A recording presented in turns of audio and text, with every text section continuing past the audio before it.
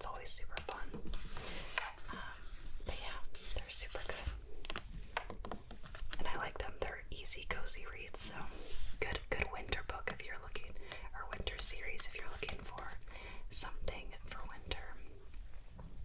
And then next is this spicy series from Blood and Ash by Jennifer L. Armentrout. So From Blood and Ash is the first book. The second one is A Kingdom of Flesh and Fire.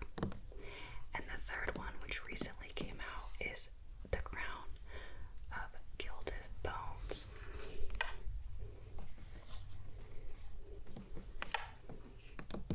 Now, this is a fairly popular book series. It's definitely spicy, so not for children. It's definitely an adult book, but it's very good. It's essentially about, it's a fictional world where there's like, I don't want to spoil anything, but there's some mythical creatures, lots of war, the kingdoms, stuff like that. So it's great, and of course a romance. So it's very good. I really like it.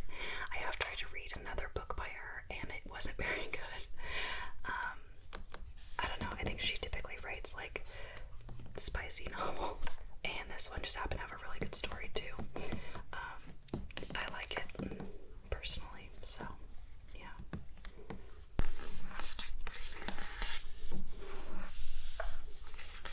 Okay, next is this series, which I love and is also a very cozy series. It has time travel and antiques and just all kinds of really cool historical references.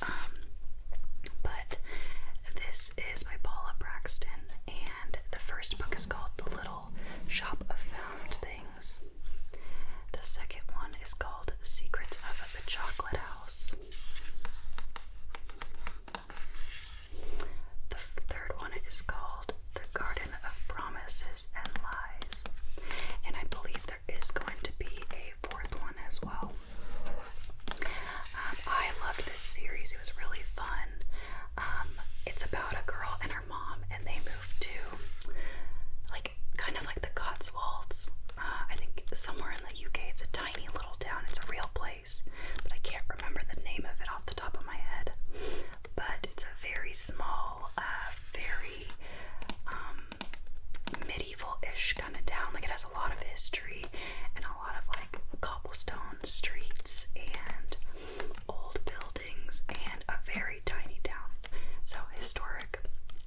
And the main character, her name is Xanth. She essentially, her and her mother run an antique shop, and she has this ability to hear,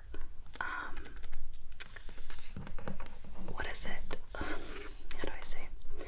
She has like a knack and a superpower for being able to hear and get visions kind of the histories and importance from vintage items and antiques.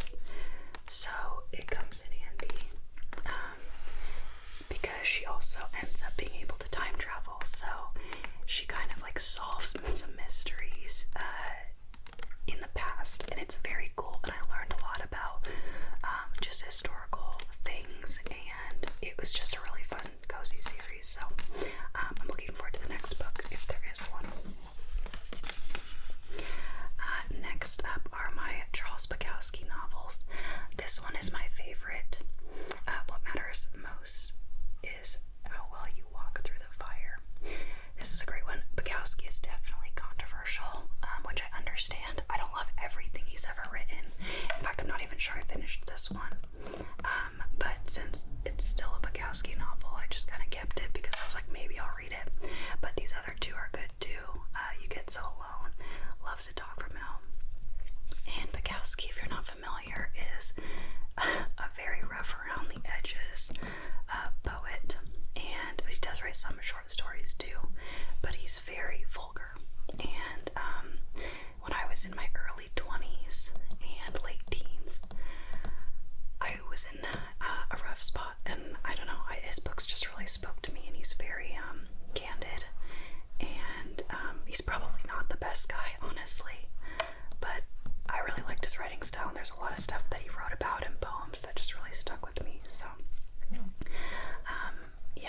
I said, he's kind of controversial. I feel like people either love him or hate him, but I like him. So sorry if you can hear my fridge, it just kicked on. Not really anything I can do because my bookshelf is in my living room, which is literally right next to my kitchen, as most houses have. So anyways, that is my Bukowski collection. I don't remember what each book has because, like I said, it's mostly compilations of either poems or short stories. But yeah, I like him. I need to reread them and see if I still like him. Next is this series called The Infernal Devices by Cassandra Clare, and very steampunky, as you can see. The first book is called Clockwork Angel. The second one is called Clockwork Prince. The third one is Clockwork Princess. And it's just a trilogy actually. There's not going to be a fourth one, it's complete. So this is a story that takes place in 1800s London. And it's essentially about people that are like half angel, and they kind of keep London humans safe from vampires, werewolves, demons, all kinds of stuff. And it's really interesting. There's definitely some unique characters. I really, really liked the characters. Both of them. There's like a love triangle kind of. This is a young adult series, by the way. There's a love triangle, and both of the boys are so different, and I love them so much, and it's so good. I really liked it. The main character, the girl, was kind of annoying sometimes. She was like the type of character that I hate, where she always gets involved in stuff that she's like totally not prepared for, which is extremely annoying. And so always getting everybody in trouble and injured because she thinks she can handle things that she can't, and it's just like, know your place, you know? And it's not sexist. It's just like, that seems to be kind of like a trope in young adult fiction, where the girl is like always really headstrong, but like messes everything up for everyone, and it's so annoying. So I didn't love her. Her name is Tessa, but the history and the story and all the different types of creatures and hybrids and stuff like that is really cool. And the book artwork is very cool. So it was interesting. I liked the concept and its uniqueness.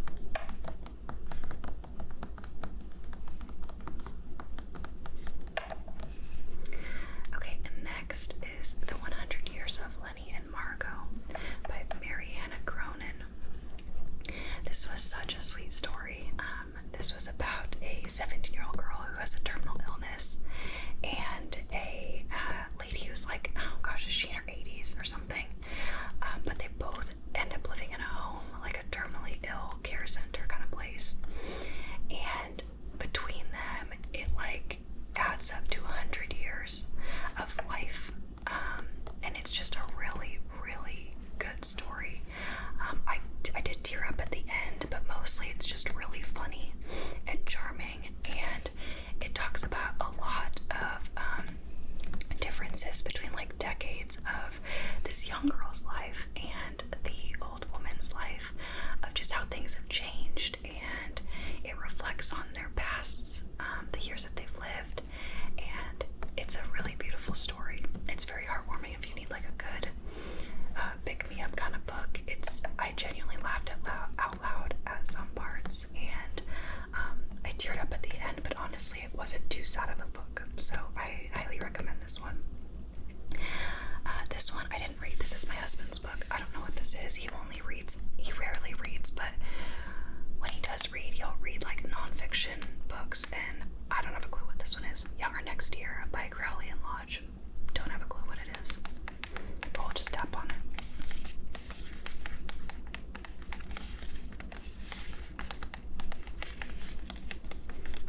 I'm gonna switch hands because my arm is getting tired. Careful. Okay, so next is Untamed by Glennon Doyle. This is one of my favorite nonfiction books of all time. Glennon Doyle is hilarious.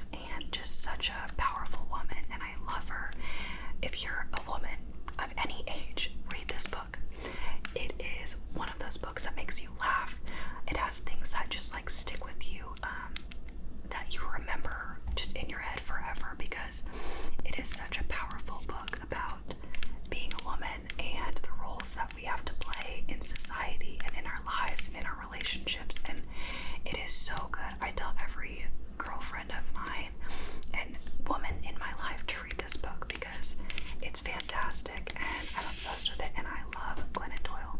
She's amazing.